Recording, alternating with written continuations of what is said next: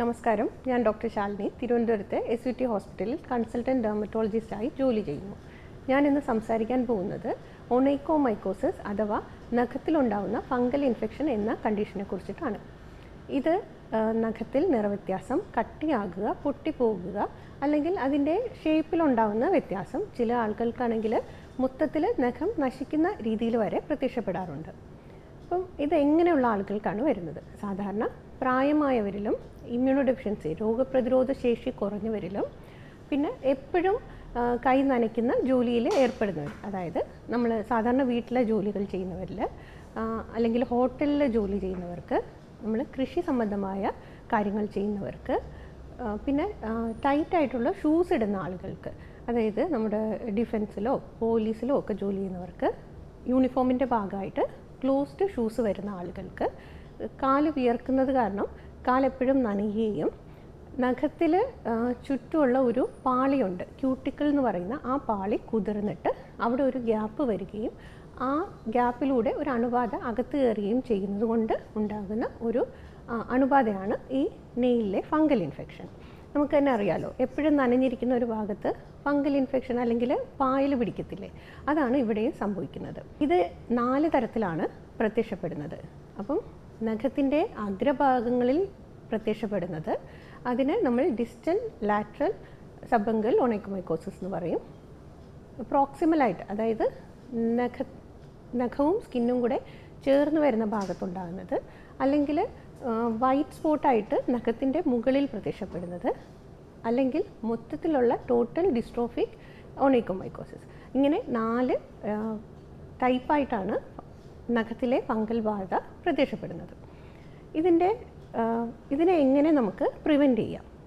നമ്മൾ എപ്പോഴും കൈ നനയ്ക്കുന്ന ആൾക്കാരാണ്, അല്ലെങ്കിൽ എപ്പോഴും പാത്രം കഴുകേണ്ടി വരുന്നു, അല്ലെങ്കിൽ കൈ നനയുന്ന അല്ലെങ്കിൽ വിയർക്കുന്ന ജോലികളിൽ ഏർപ്പെടുന്നു. ഇങ്ങനെയുള്ളവർ കഴിവതും ഗ്ലൗസ് യൂസ് ചെയ്യുക, അല്ലെങ്കിൽ പ്രൊട്ടക്റ്റീവായിട്ടുള്ള ആവരണം ധരിക്കേണ്ടതാണ്.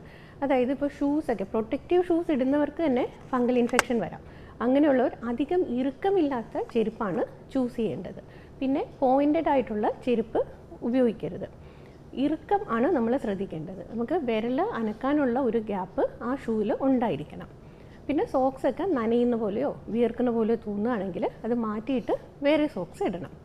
നമുക്ക് മറ്റെന്തെങ്കിലും അസുഖങ്ങളുണ്ടെങ്കിൽ അതിനുള്ള ട്രീറ്റ്മെൻറ്റും കൂടെ എടുക്കണം. അതായത് സോറിയാസിസ്, ലൈക്കൻ പ്ലാനസ് എന്നിവ നമ്മുടെ നഖത്തിനെയും ബാധിക്കാം. അപ്പം അങ്ങനെ ഓൾറെഡി കേടായ നഖത്തിൽ ഫംഗൽ ഇൻഫെക്ഷൻ വരാനുള്ള സാധ്യത കുറച്ചുകൂടെ കൂടുതലായിരിക്കും. അപ്പോൾ അങ്ങനെ മറ്റെന്തെങ്കിലും കണ്ടീഷൻ ഉണ്ടെങ്കിലോ ട്രോമ വന്നിട്ട് നഖത്തിൽ കേട് പറ്റിയതാണെങ്കിലോ നമ്മൾ നേരത്തെ തന്നെ ട്രീറ്റ് ചെയ്യാനായിട്ട് ശ്രദ്ധിക്കുക. ഇതിൻ്റെ ഫംഗൽ ഇൻഫെക്ഷൻ്റെ ട്രീറ്റ്മെൻറ്റ് എങ്ങനെയാണ്? നമുക്ക് 2 തരത്തിലുള്ള ട്രീറ്റ്മെൻറ്റാണ് ഉള്ളത്. ഒന്ന് പുറമേ കൊടുക്കുന്നതാണ്. അപ്പം അതെന്ന് പറഞ്ഞാൽ നമ്മൾ നെയിൽ പോളിഷ് പോലുള്ള മരുന്നുകളുണ്ട്. അത് നമ്മൾ ആഴ്ചയിൽ ഒരിക്കലോ അല്ലെങ്കിൽ ഒന്നരാടമോ നമ്മുടെ ഡോക്ടറുടെ നിർദ്ദേശപ്രകാരമാണ് ഇടേണ്ടത്.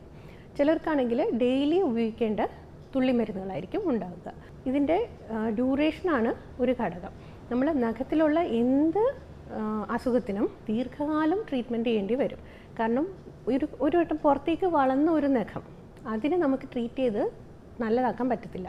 ഇനി വരുന്ന നഖത്തിനെയാണ് നമ്മൾ ട്രീറ്റ് ചെയ്ത് നല്ലതാക്കേണ്ടത്.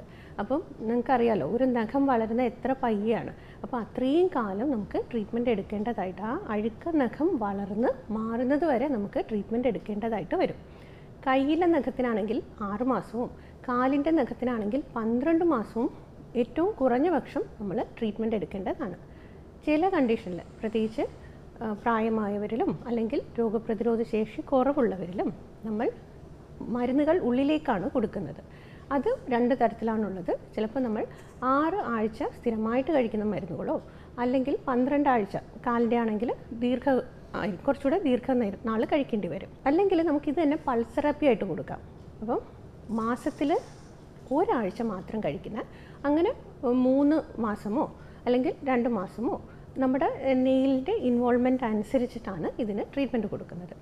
അപ്പം നിങ്ങളുടെ ഡോക്ടർ പറയുന്ന കണക്ക് ഇതിന് വേണ്ടിയിട്ടുള്ള ട്രീറ്റ്മെൻറ്റ് എടുക്കുക.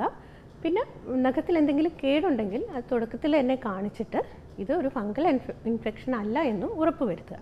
അപ്പോൾ നമ്മളിത് ഉറപ്പ് വരുത്താനായിട്ട് സാധാരണ ഇതിൽ ക്ലിനിക്കലി കാണുമ്പോൾ തന്നെ മനസ്സിലാവും. ഇല്ലെങ്കിൽ നമുക്ക് ഫംഗൽ കൾച്ചർ, അതായത് ഈ നെയിൽ സ്ക്രേപ്പിങ്സ് എടുത്ത് അതിൽ ഫംഗസ് ഉണ്ടോ എന്നുള്ളത് കൾച്ചർ ചെയ്ത് കണ്ടുപിടിക്കാവുന്നതാണ്.